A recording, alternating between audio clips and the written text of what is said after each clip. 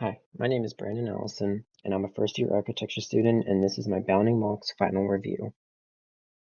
To begin my work, I wanted to keep the terms we have already learned in the front of my mind and really incorporate a select few into my ideas. Terms like hierarchy, contrast, focus, light, and shadow are the terms I really wanted to focus on this time around.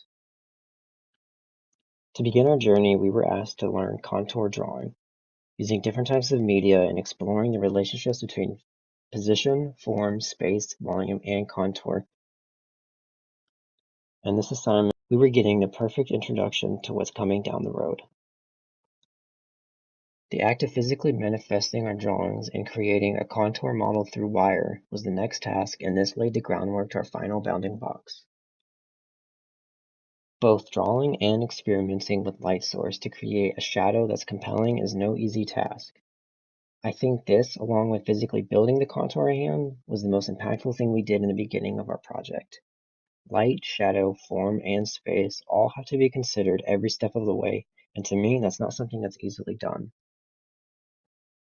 When building the bounding box that is going to hold our contour hand, I believe it's important to create the box from my hand drawing. The exercise of drawing regulating lines brings out ideas of the box and helps us create ideas within our work. Here we have a virtual and physical corner condition model of our bounding box. Having multiple ideas before continuing with one really is something that's important. And this assignment that's what it all was all about.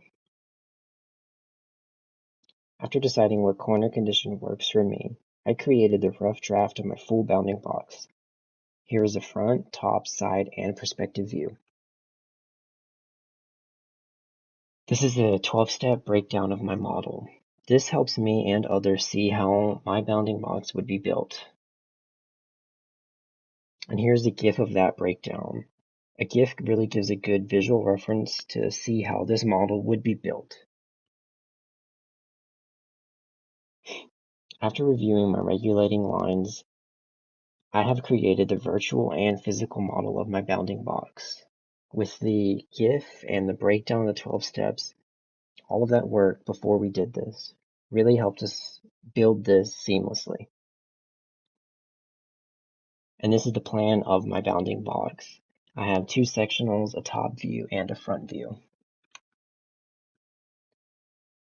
Now that the bounding box is fully done, we were tasked to create a stand within a 10-foot by 10-foot by 10-foot bounding cube. Here are a few perspectives of my angle. Here are a few perspective angles of my site.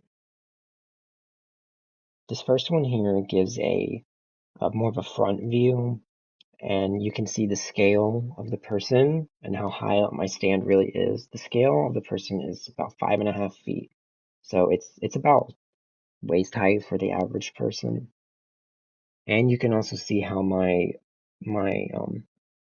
cladding is aligned with the entrance of the site. This angle really highlights the asymmetry that's found within my site. You can see the stand itself is on off axis to the center of the cube, and you can see how my bounding box is kind of the same, where it's not exactly in the center, so it's bringing asymmetry within something that's very typical to have a lot of symmetry. Finally, here's a collection of some of my journal entries. I have pages and pages of writings and notes and doodles, but these select few really highlight the step-by-step process or my thinking process throughout the entire project. Thank you.